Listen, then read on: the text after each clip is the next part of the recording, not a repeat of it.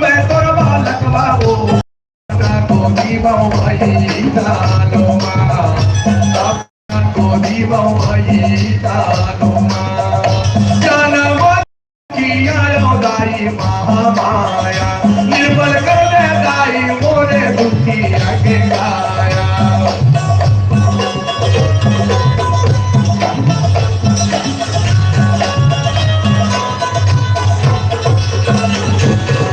जाना दिया माताई डूबे मोरे नैया हो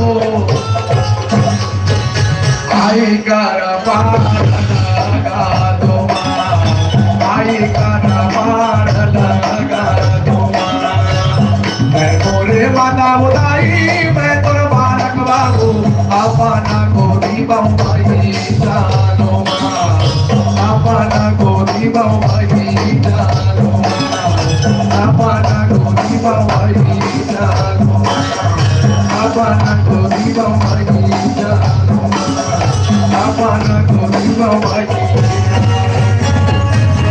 तो मेरे दोस्तों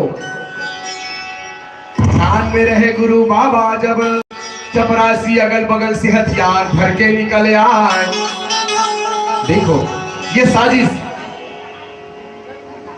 और हथियार भर के गए तो बाबा को छोटे मोटे कदकाठी के नहीं रहे, बहुत बड़े कदकाठी के रहे।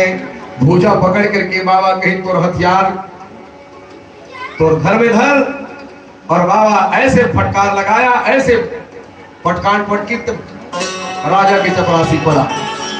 ये था हमारा बाबा बहुत शक्तिशाली।